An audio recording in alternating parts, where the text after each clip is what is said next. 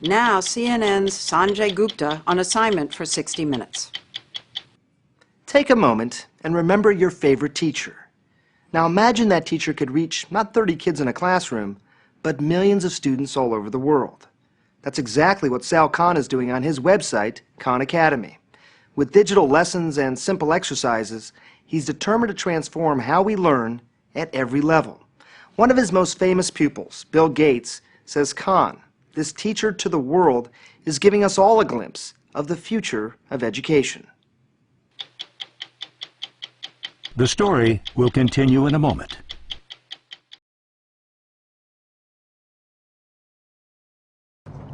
"35-year-old Sal Khan may look like a bicycle messenger, but with 3 degrees from MIT and an MBA from Harvard, his errand is intensely intellectual. In his tiny office above a tea shop in Silicon Valley, he settles in to do what he's done thousands of times before. We've talked a lot now about the demand curve and consumer surplus. Now let's think about the supply curve. He's recording a 10-minute economics lesson. It's so simple. All you hear is his voice, and all you see is his colorful sketches on a digital blackboard. In this video, we're going to talk about the law of demand. When Khan finishes the lecture, he uploads it to his website, where it joins the more than 3,000 other lessons he's done. In just a couple of years, he's gone from having a few hundred pupils to more than 4 million every month. Has it sunk in to you that you are probably the most watched teacher in the world now? Yeah, I try not to say things like that to myself. You don't want to think about it too much because it can, I think, paralyze you a little bit. So if we get rid of the percent sign, we move the decimal over. He's amassed a library of math lectures, 12 plus 4 is 16. starting with basic addition and building all the way through advanced calculus. Taking the limit as delta x approaches 0. It's the exact same thing. But he's not just a math whiz. He has this uncanny ability to break down even the most complicated subjects, including physics, biology, astronomy, history, medicine. How much reading do you do ahead of time? It depends what I'm doing. If I'm doing something that I haven't visited for a long time, since high school, and I'll go buy 5 textbooks in it, and I'll try to read every textbook. I'll read whatever I can find on the internet. Let's talk about one of the most important biological processes. Sal Khan has tackled so many subjects that if you watched just one of his lectures a day, it would take over 8 years to cover it all. Huge time scales. Magnetic north is kind of the geographic location. And then let's say that this is the point x is equal to basic introduction. Light. If this does not blow your mind, you have no emotion. Did you ever think about putting yourself visually in the video? Look, if there's a human face there, especially a funny-looking human face, then it's actually hard to focus on the math. 4,000 is 2,000 times 3 is 6,000. I don't have to shave, I don't have to comb my hair. I just press record, make a video, there might be spinach in my teeth, who cares? The format is so simple. Why does it appeal to so many people? I've gotten a lot of feedback. It really does feel like I'm sitting next to the person and we're looking at the paper together. And let me get my trusty calculator out. I'm 95% of the time working through that problem real time. Or I'm thinking it through myself if I'm explaining something. And to see that it is actually sometimes a messy process, that it isn't always this clean process where you just know the answer. I think that's what people like, the kind of humanity there. It all started in 2004, when Sal Khan was working as a hedge fund analyst in Boston, and his cousin Nadia, a 7th grader in New Orleans, was struggling with algebra. He agreed to tutor her remotely and wound up posting lessons on YouTube. They helped Nadia, but then an odd thing happened.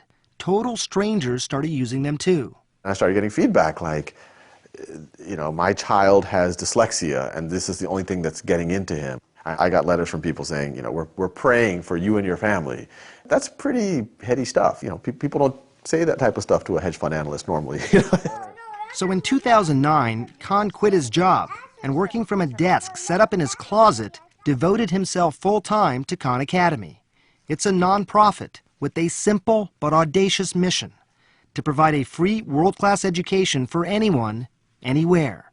If that goal sounds far-fetched for a guy working in his closet, consider what happened next. There's a website that I've just been using with my kids recently called Khan Academy, K-H-A-N. Just one guy doing some unbelievable 15-minute tutorials. I was like, those videos for Nadia, not Bill Gates. I have to take a second look at some of this stuff. That's right. Bill Gates, one of the smartest and richest men in the world, was using Sal Khan's free videos to teach his own kids.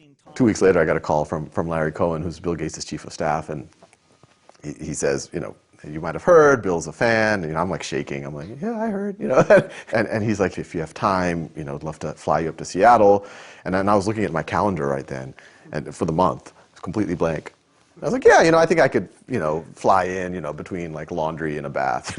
I can just and meet with Bill. That was just 2 years ago. Today, with the help of more than $15 million in funding, much of it from the Gates Foundation and Google, Khan has been able to hire, with competitive salaries, some of the most talented engineers and designers in the country. The Khan Academy office has the intense vibe of a Silicon Valley startup.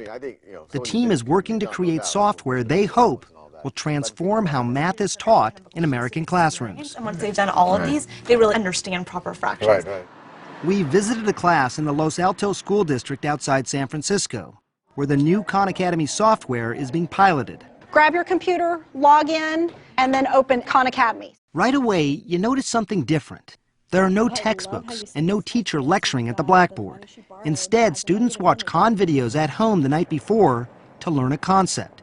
Then they come to class the next day and do problem sets called modules to make sure they understand. If they get stuck, they can get one-on-one help from the teacher. Less lecturing, more interaction. What you think of as homework, you do at school. And schoolwork, you do at home.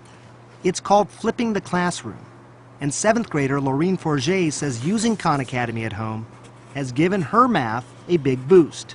I'm not a big fan of textbooks. I thought that Khan Academy was a lot easier because it's on a screen, it's easy to find the concept you want to do.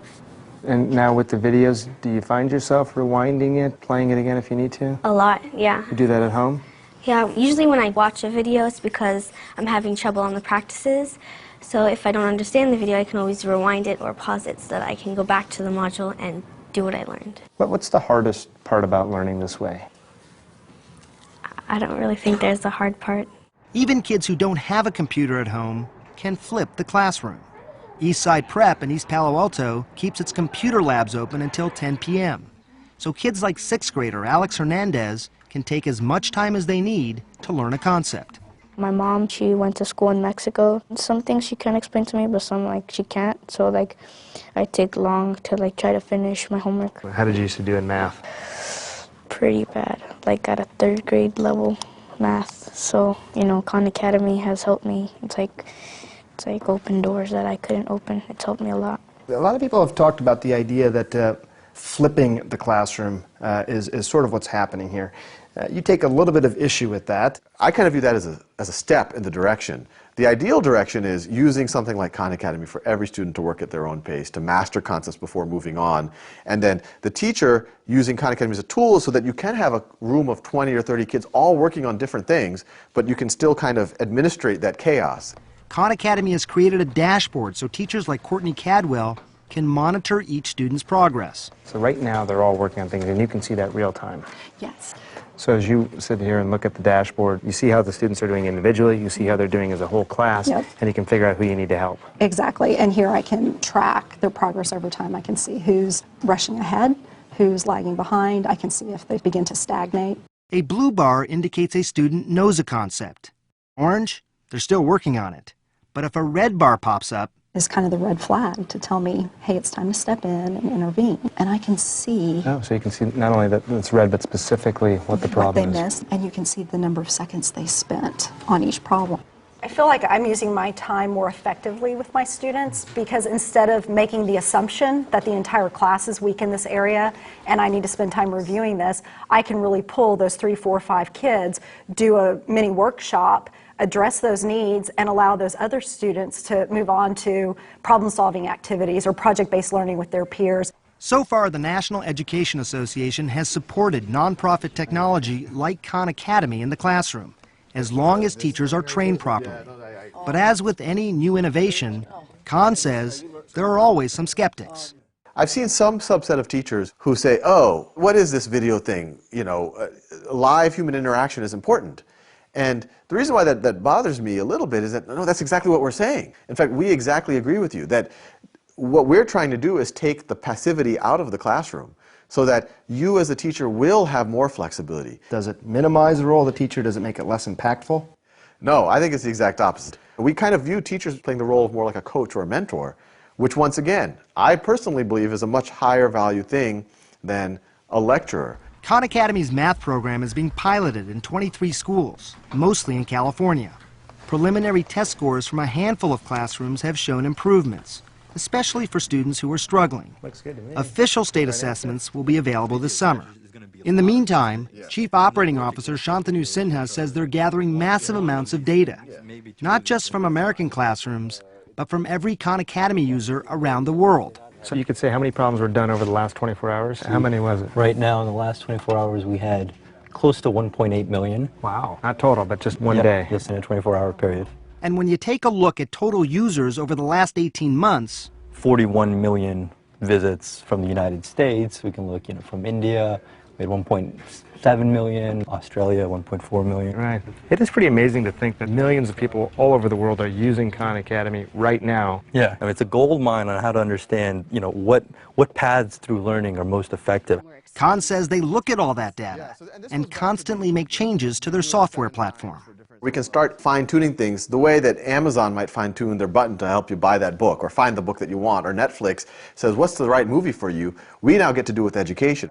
Eric Schmidt, the pioneering chairman of Google, says he's seen a lot of failed attempts to integrate technology into education, but says what Sal Khan is doing is different. Many people think they're doing something new, but they're not really changing the approach.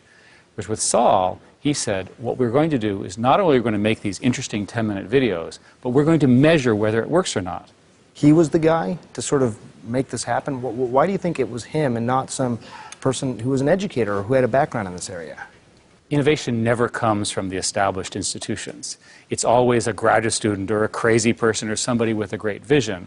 Saul is that person in education, in my view. He built a platform. If that platform works, that platform could completely change education in America. 17 over 9 is equal to 1.88. Inside classrooms, it's just Khan Academy math for now. But Sal Khan believes his strategy can be used to teach subjects like history and science, and not just in elementary schools, but high schools and even colleges. But no matter how big or how successful Khan Academy gets, Sal Khan promises he'll never put a price tag on it. The for-profits have to mold themselves much more to the education establishment than we do. As a not-for-profit, we're just like, what's our mission? To educate children as well as possible. I've said it enough times, and it's in our mission statement, a free world-class education for anyone, anywhere. And that's what sixth grader Alex Hernandez says he needs. Has anyone in your family ever gone to college? No. So that's a pretty big deal for you? Think you're going to be able to do it? With help or with more studying or Khan Academy, I think I can get there. I think you can too.